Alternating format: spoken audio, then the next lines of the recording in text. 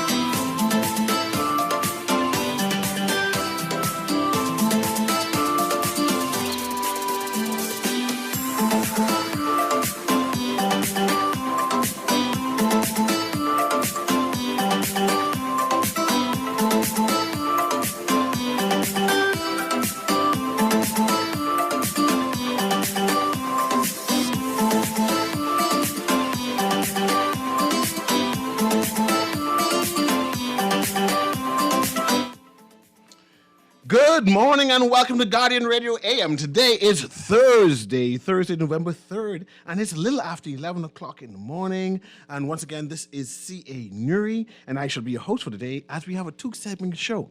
Now, I want to have two segments, right? But I have an interesting guest, and I think I'm going to give her the entire time.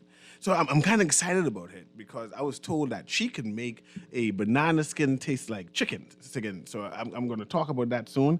But I do have Rhonda Wright of Seedlings Place. And Seedlings Place is a community, basically, where they promote eating healthy and have a healthy lifestyle. And we're going to talk about that and how this community was formed, who is the organizer of the community. And I want her to explain to me this lifestyle she is promoting, right? They call her the godmother of wellness, right? And even that I need to be explained to me. So without further ado, I want to welcome Miss Rhonda Wright. No, yeah, right? Yes. And your mic is not on, so you're going to put it directly in front of you so we can hear you. Go ahead, just say hello, make sure. I can hear you. Yes. All right. Yes, now right. we cooking. And Miss Wright, my first question to you is, you told me that you're a vegan. Yes. Right? And I know what a vegetarian is, right? And I'm trying to understand what's the difference between a vegan and a vegetarian, or are they the same thing? No, they're actually not the same thing. And it is interesting that you asked that question because we often use the word very loosely. So yes, I consider myself a vegan and I'll explain what that is. However, I've been on this journey for a long time, 20 plus years, and I have come to a place in my journey where the labels are useful, but they're not really that important in the grand scheme of things. Meaning what is more important is the actions that follow. So vegan, the generic thought process behind that is that you eat 100% plant-based foods. That's the general thought. What it actually is, though, is promotion of a lifestyle, and a lifestyle that focuses on compassion and focuses on respect of all living things, which means that you choose not to eat animal foods or clothing made, leather, clothing made with animals, etc. Because people go vegan for different reasons. It could be for health. Your own health. It could also be, which is the baseline definition of vegan. People go vegan because they want to promote, as I said, being compassionate toward animals. So it's for the animals, or it could be because it is actually better for the environment. And I'll stop you there. Why did you go vegan then? I initially went vegan for my health. Okay. And I, had the good fortune of coming into a community of persons who were primarily plant-based. They considered themselves vegan, or they would say, I eat like a vegan, because again, it's a full lifestyle. It's not just about the food. And being in their presence, and I'll explain how that all happened, but at the end of the day, I decided to begin to do my own research. I wanted to understand more about what they were doing, what they were eating. It was completely new to me, and this would have been approximately 2000, thereabouts, 1999, 2000, when I was initially exposed. And as I began to read, research thousands or hundreds of hours of videos and just seeking to dive in, and of course, the more that you learn, the rabbit hole just went deeper and deeper. I was appalled.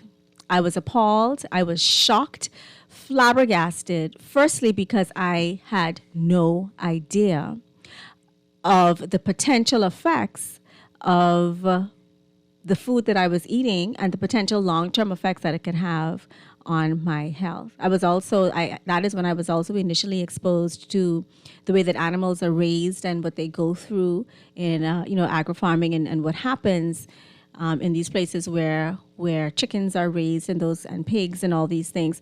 So it was a huge eye-opener for me. And I couldn't deny what I was learning. I chose not to, because of course you could. Many of us have an awareness, but for various reasons we may not make the shift.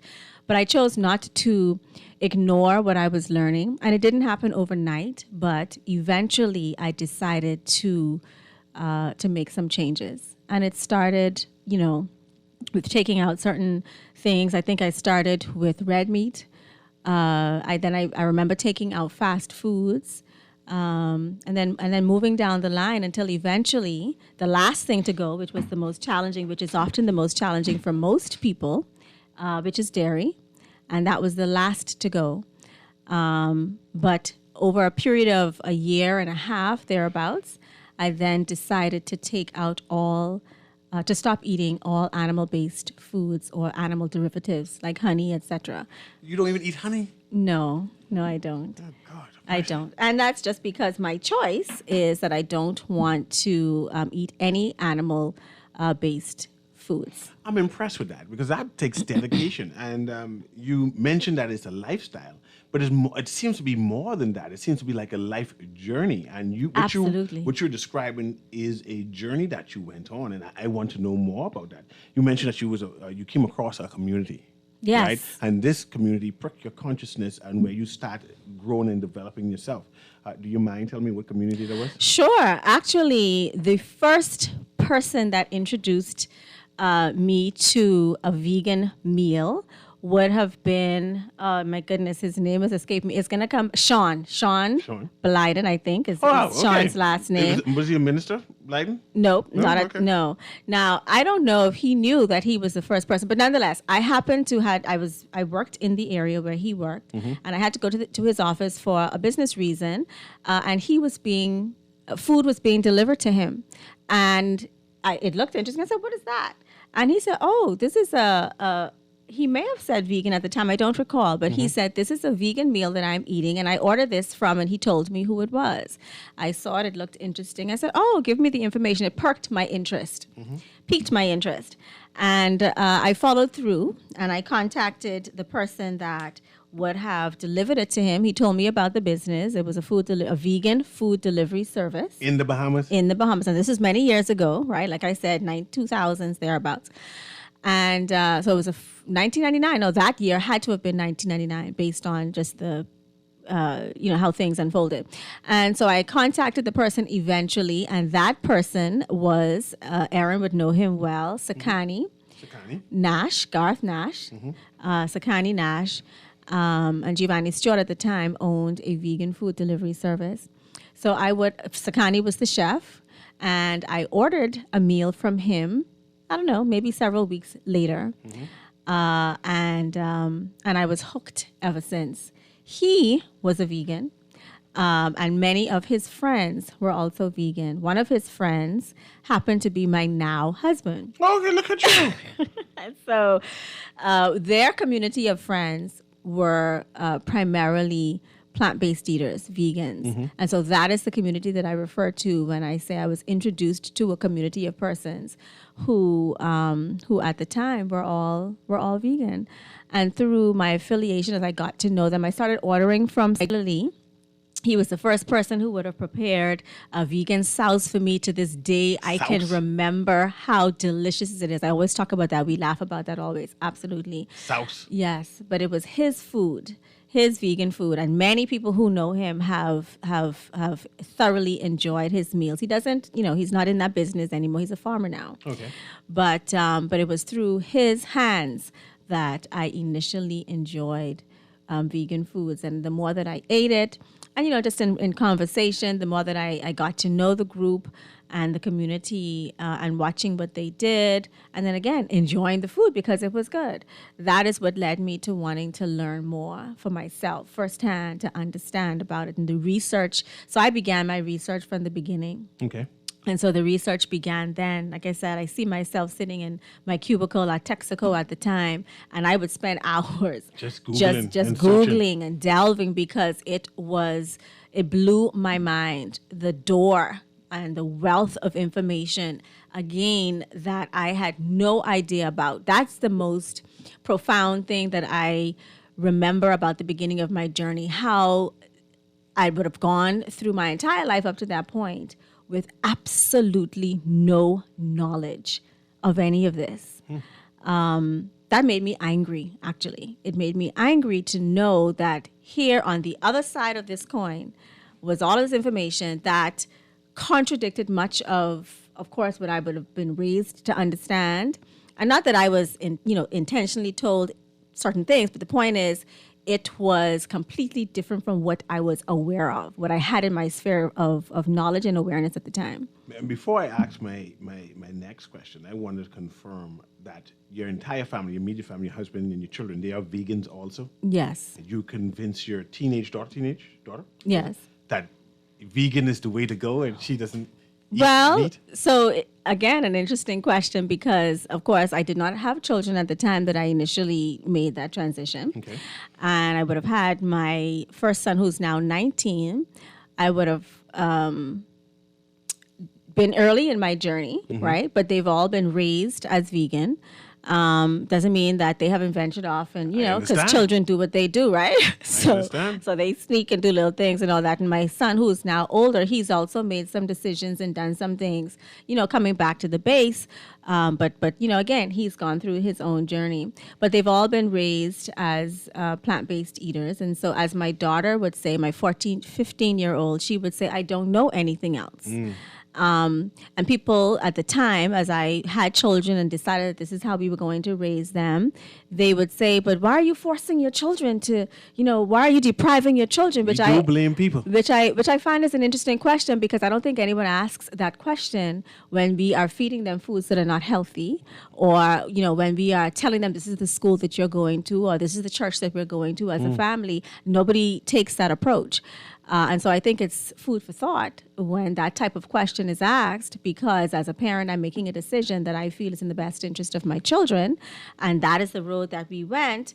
But the question still comes that people feel that they're being deprived of something. And I understand why, because again, as I was raised to eat certain foods.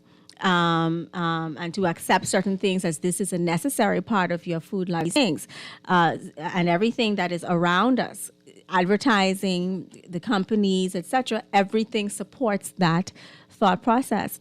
I heard Dr. Nyambi Campbell, Dean Campbell, I hope I'm getting, but she was on Dwight this morning, and she said, of course, they were speaking about the topic they were referencing, but she said everything that is considered normal is not necessarily healthy. And I think that's a very profound statement to apply to the types of decisions that we make today when it comes to our health and wellness, because we have to realize that there are certain things that we have been taught, told, programmed, accepted, nurtured to engage in, that because it's normal doesn't mean that it is the best thing for us. And as I came to better understand what that meant, as I began to sift through and push past some of the outright mistruths of what I came to accept and believe and understand, I realized how powerful media is in a positive way, and oftentimes in not so positive way, because the dairy industry, for example, it's one of those industries where we've been raised that if you must consume dairy, and if you don't, and they've spent billions of dollars to convince us of this, with the mustache commercials for many years and all these various things. And that comes from a place of industry, of capitalism, of the companies need to make money. And so when the milk supply was going low, or the demand was not as high as it was, they had to do what was necessary in order to push the agenda or to push the message, to communicate that this is important and why. And any message, any perspective, as we know, you can find the flip side of anything when you do the research.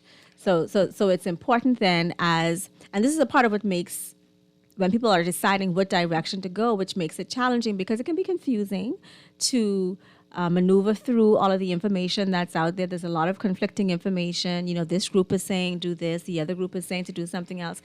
And so my research really led me to a lot of compare and contrast, understanding who is putting out this information, where is this research coming from, who's behind the dollars, who's behind the decision, because all of that plays a factor.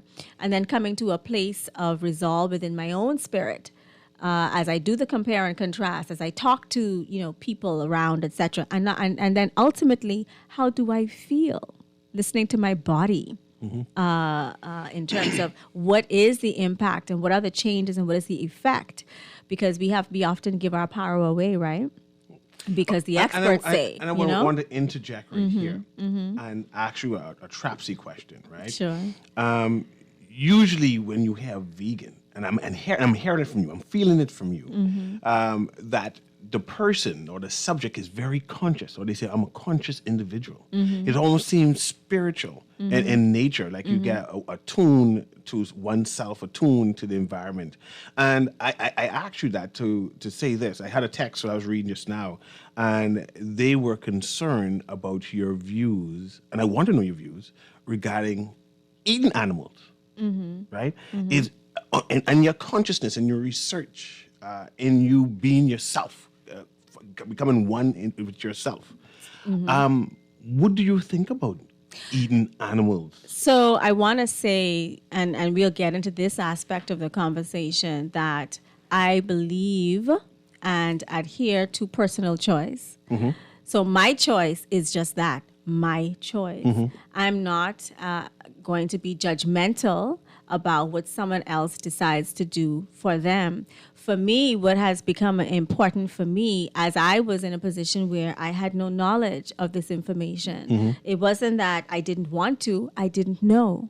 And there are many people I realized as I've journeyed, and you are absolutely correct, health and wellness is a journey, it's not a destination, because it morphs, it changes. I've gone through many different transformations within my journey over the years. So it's not what it looks like today. It did not look that way when I began, or even 5 years ago.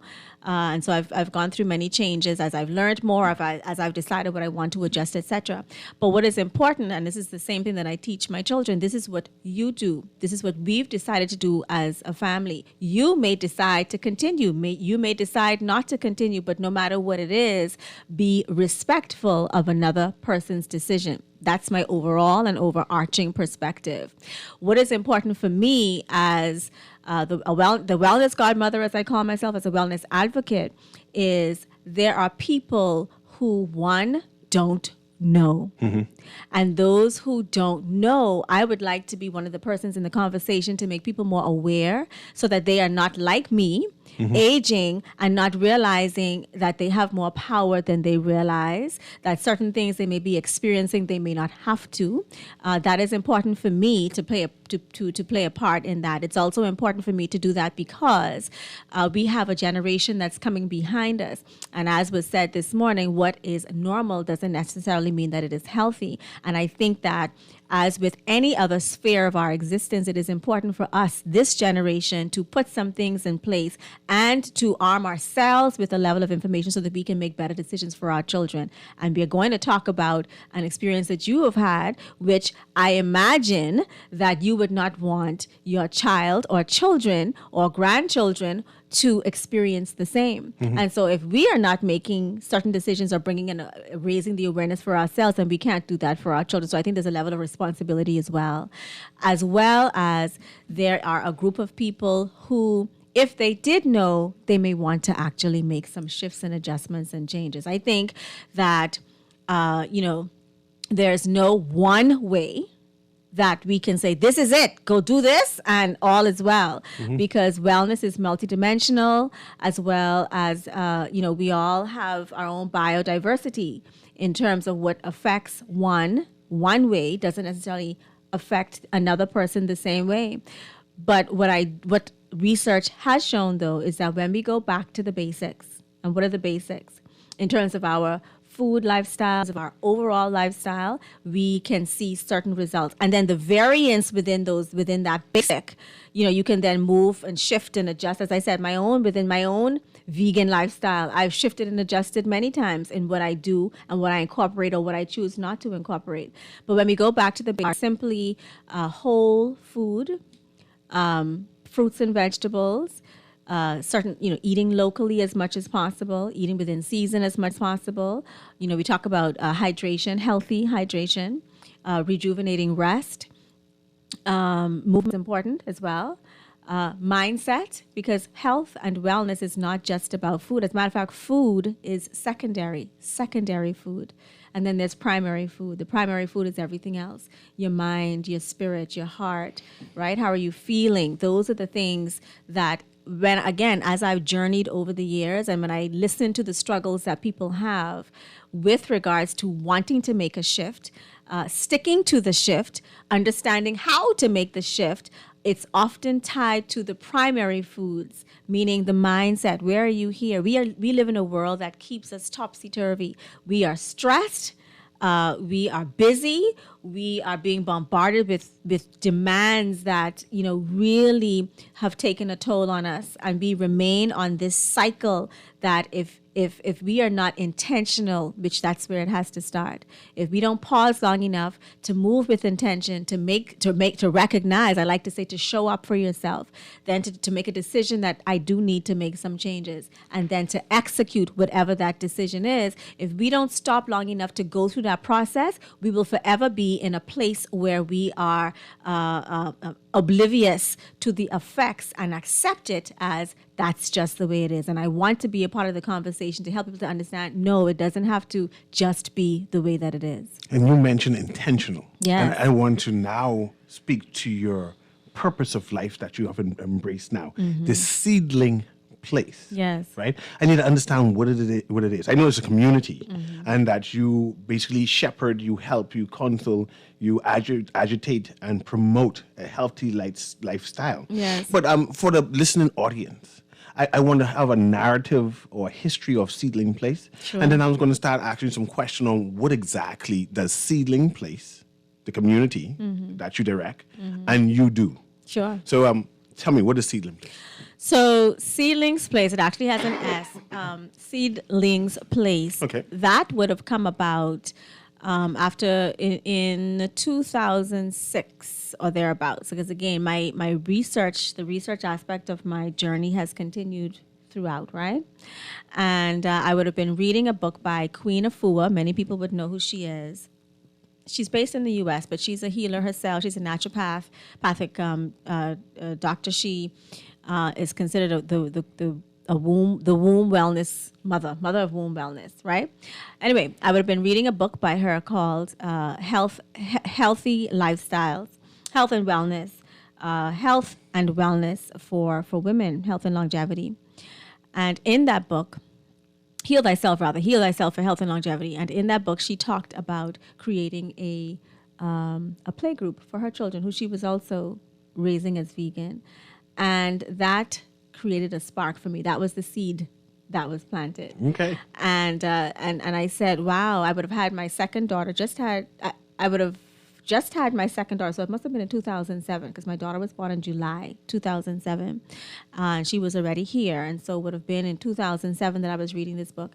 So the seed was planted, the spark took place in my spirit, and I said, I want to do that for my children.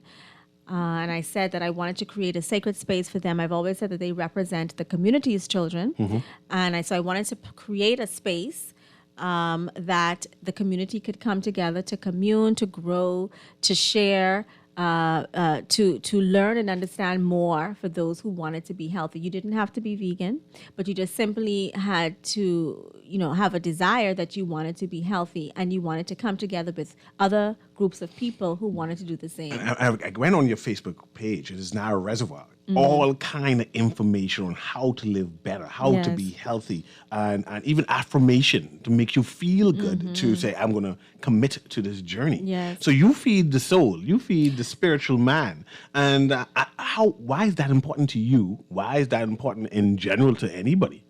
So again, health and wellness. So my journey would have started focusing primarily on food. Everything was about, eating well. We came Seedlings Place as we started. We actually started as a monthly play/support group. That's what I call it. So once a month, the community and it's not a storefront or anything of that nature, but I would have invited folks. At the time, it would have been to my home. So I opened my home to whomever wanted to come, families, individuals. It didn't matter. I would have had guest speakers come in from time to time. We eventually selected an ingredient that we would all then prepare a dish based around. So we would come together, we would eat, enjoy, and just the objective was to grow in health together, learn more information, and to support those who are interested in being well using primarily plant-based foods. So that's how we started. From there, it grew into doing so many more things in the community. We would have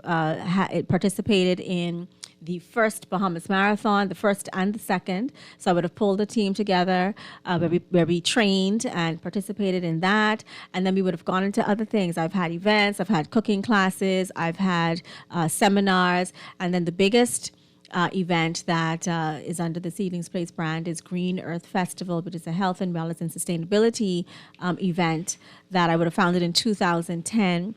And the reason that came about is, again, as I continue in this journey and I listen to the comments and the challenges and the struggles that people have, people would always say to me, well, I want to do it. I'm interested. I want to eat better. I want to, but I don't know where to go. I don't know, where do I find things? I don't know how to get started. And so I wanted then to bring as many, because of course I was already on the journey, so I knew the various places, not all of them obviously, but my family and I, we knew the various places and those who were closest to us. And so I wanted to bring together in one space as many of these businesses that provided products and services, so that people could see there are people here who can help you. There are actually companies that are available that can provide the products and services needed to help you along in this journey. So it doesn't have to be as hard as you think. So Seedlings Place, and I saw it on Facebook. I'm not sure if you have a website as yet, but definitely Facebook has a live and Instagram, active, and yes. Instagram has a live and active presence. It seems to be a depot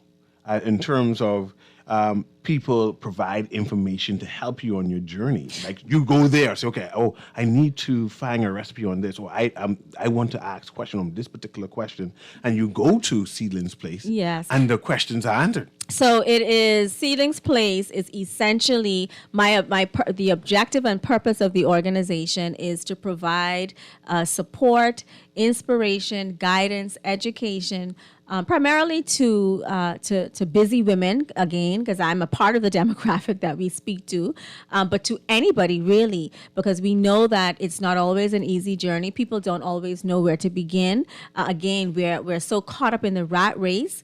We don't always stop long enough, and we need the support. My journey was as successful as it was in the beginning because of the community that held me, that held me and helped me.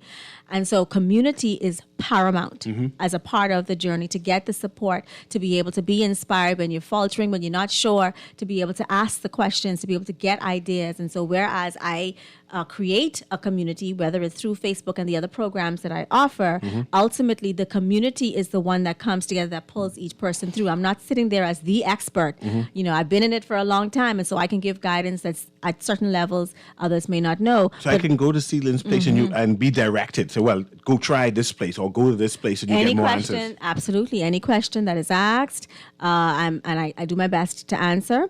We also have a private Facebook group of persons who would have actually gone through programs that I've offered. And so, we can give information there. There are other programs that I'm offering as well, that actually the intention is I've really taken as much of the 20-year experience and knowledge, and I also work with other wellness experts and persons in the industry. So through partnership, that's important to me as well, where support is provided, answers are given, answers are given to questions, because no one entity is going to be able to have the impact needed to turn around what it is that we are seeing in our country and around the world. The level of disease and ailments that exist are it's a pandemic in and of itself. Yeah, we are a sick nation. We are dealing with a lot of dying disease nation yes. in many ways, and for many reasons. Of course, we know what we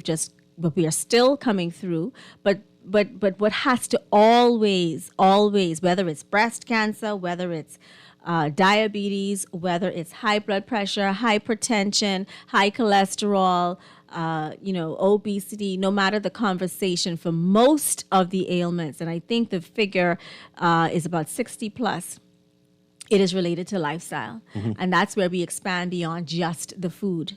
And Sealand's Place will give support for these bad lifestyle habits and allow us to move from that? Yes, absolutely. The support comes by way of the programs that we offer. I'm actually wrapping up we're in the last few days of a program that I would have just done. And that's what I want to talk about. I'm going to take a break now. Sure. But when we come back, I want to talk about the number of programs. I want you to give some details about all the programs you've done. Mm-hmm. And so people can understand and appreciate exactly what all Sealand's Place does. Sure. Right? So we're going to take a brief break now. And we're speaking to Rhonda Wright, yes, who is the proprietor, leader, the shepherd of Sealand's Place, where people go to live a healthier lifestyle, get information on healthier lifestyle, diets, and given alternatives instead of eating meat, and given education on what it is and how to live better. But we'll be right back after this short message.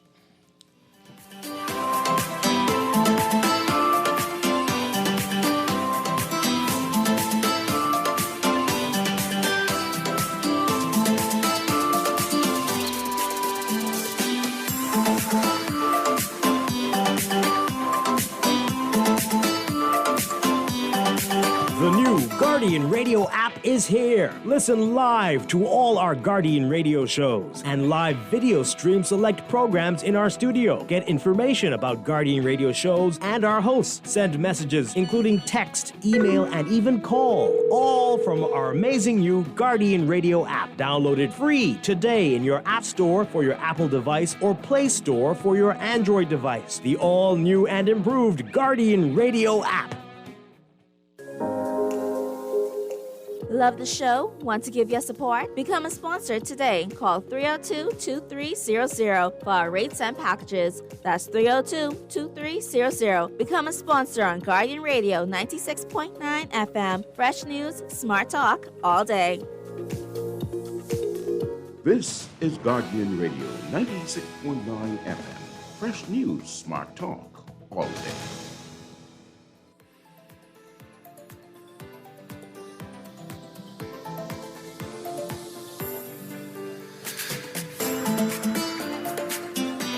And welcome back to Guardian Radio in the AM. And Ms. Wright, I know we're going to talk about the programs, but I know for a fact, and you can correct me if I'm wrong, yes, right? Being a vegan, a vegetarian is expensive. I mean, you say you know that for a fact? Well, I want to join you on your journey, you know. Yeah. I just don't know if it can broke my pocket. And yeah. I want you to talk about it. Yeah. How are you able to afford all of this? So this, of course, is an interesting topic because it's one that is a barrier for many people. When the question is asked, why is it that you may not have made a switch or incorporate more healthier options in your lifestyle? Price comes up very often. There's been several studies done, and one of them says that persons who live vegan or vegetarian can save up to $750 above an omnivorous diet over a period of a year. Really? And that may seem, I'm sure for most they won't believe it, but you won't know until you actually do it. And how does that happen? Mm-hmm. Again, when people talk about it being healthy, I want to say that oftentimes they're referring to the fact that they're buying out. They're also potentially purchasing packaged products, highly processed foods, as opposed to doing what it is that I suggested, which is going back to the basics of whole foods, the lesser processed foods, fruits and vegetables, legumes, nuts and seeds. When we focus on those food categories, we can bring the price down dramatically. Let me give an example. For someone who is, so let me give you a real example. Several months ago, I would have gone to a fast food chain. I hadn't eaten at a fast food place for a while. And when we go, really, we only go to one in particular, and we only eat fries when we do from time to time. I had my children with me, so we bought 4 large fries. Those 4 large fries, no drinks, cost us about $14. Easily, yes. That's not the combo. A combo is like $10, between $8 to $10. Yep. If I was buying, that's $40 if I was buying a combo for each one of us. Easily.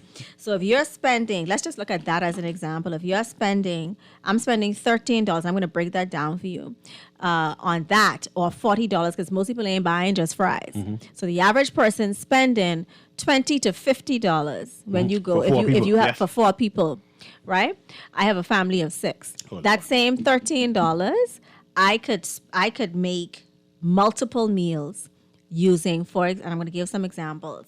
Now, many people may not be familiar with quinoa, for example, Quinoa, pronounced quinoa, but that is what my family uses as our alternative to rice.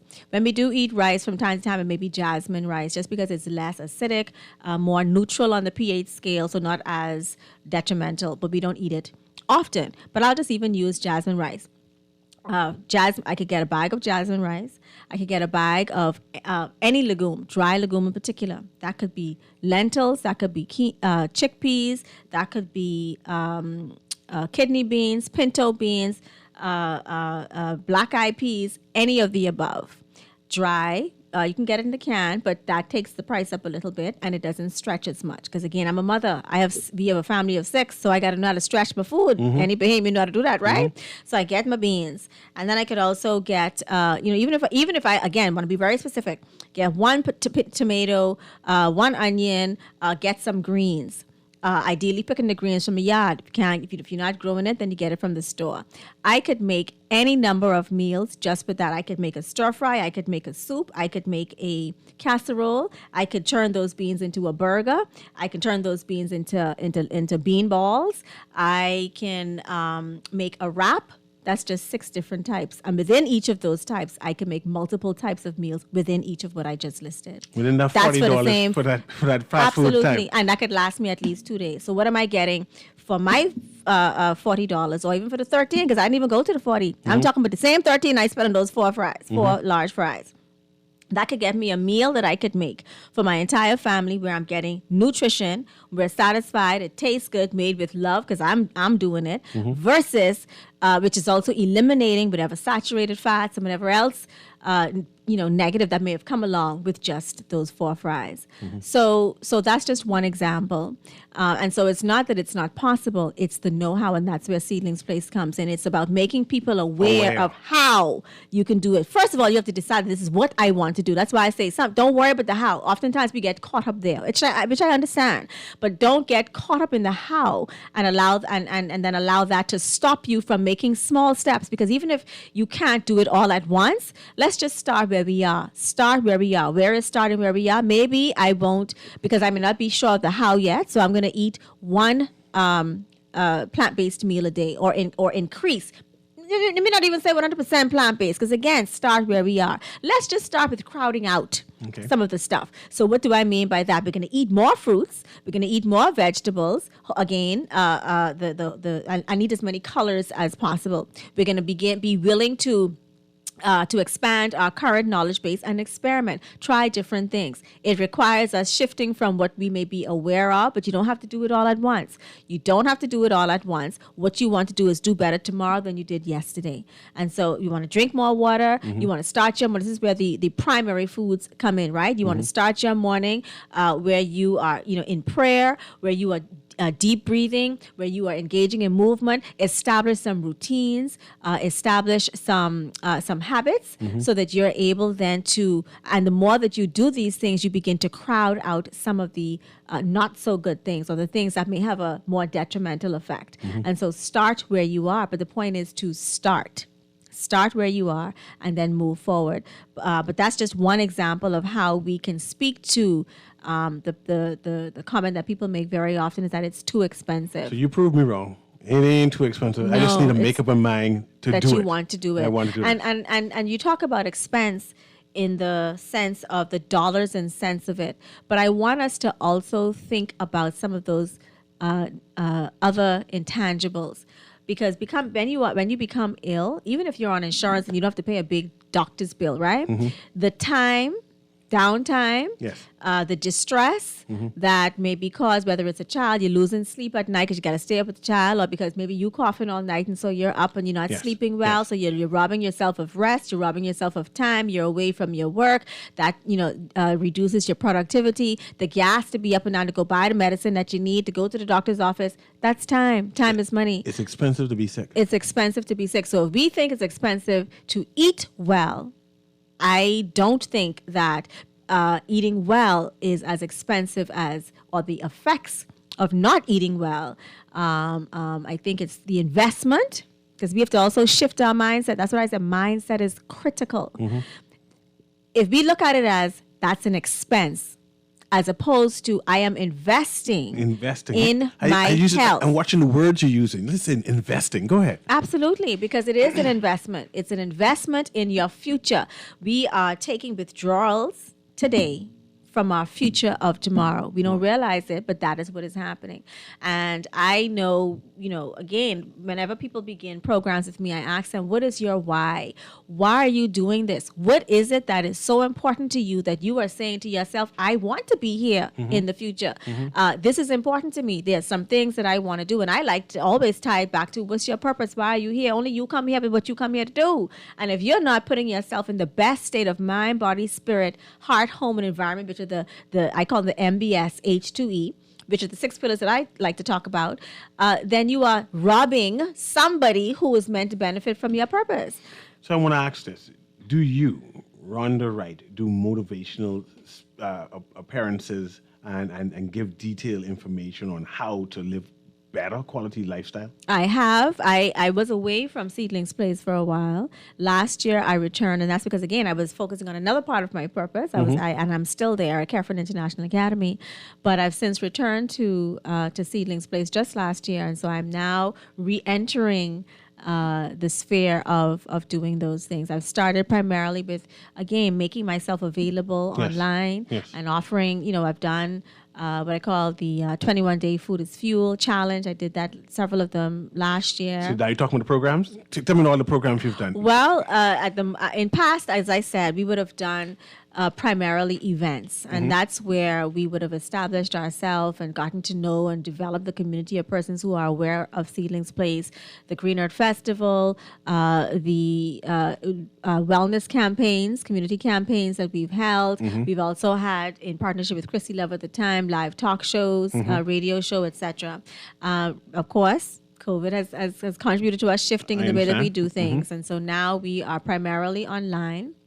I would have offered a 21-day Food is Fuel challenge last year. It was free of charge at the time for anybody interested to participate. So again, a program that would have provided them with information, with inspiration, with a group where we came together and, you posted your pictures. Again, a fun, enjoyable environment online where we're able to support each other.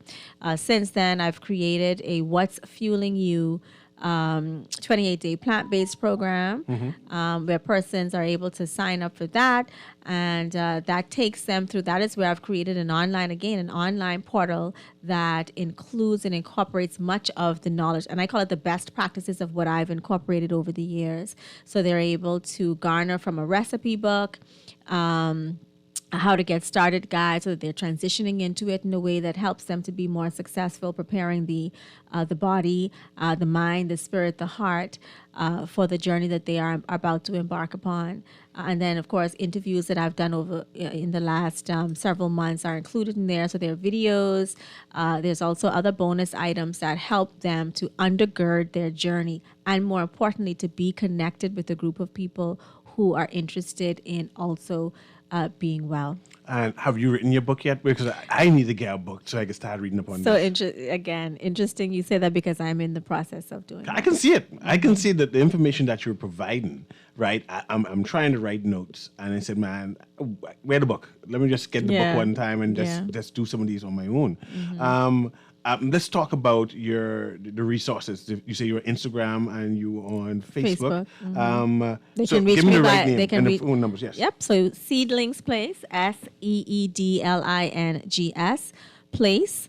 That's the handle, and you can find us, as I said, on Facebook, on Instagram. I'm on YouTube as well. Not as developed, but there are several videos there that you can go and partake in as well.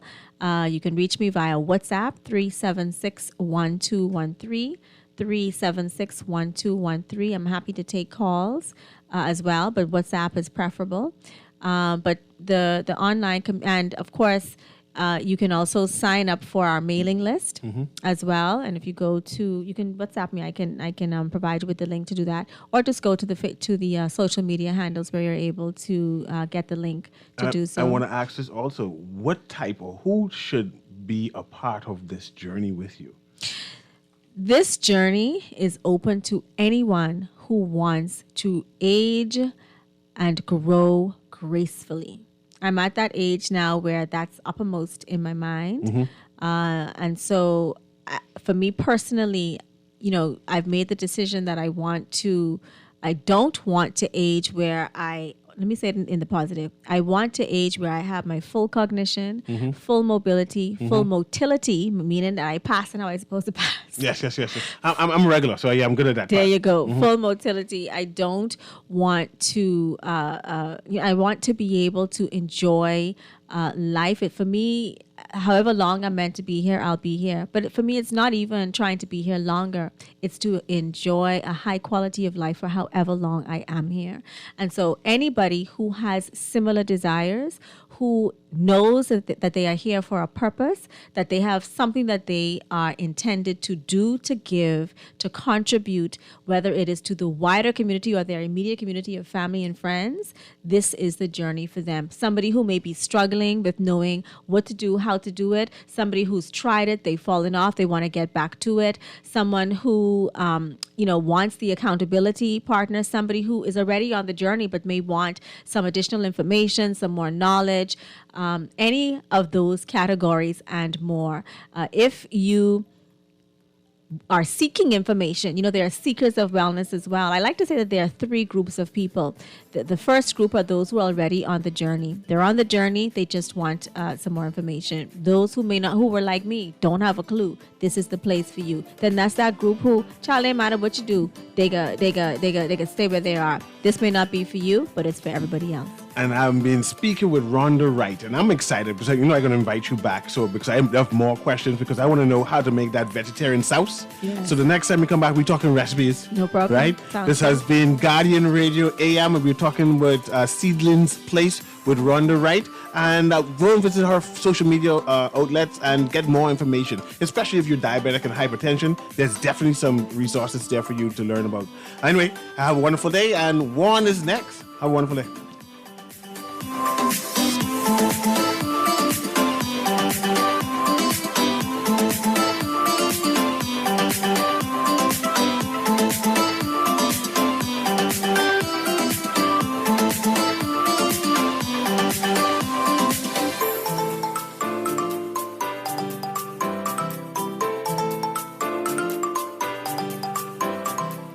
This is Guardian Radio 96.9 FM, Nassau, Bahamas.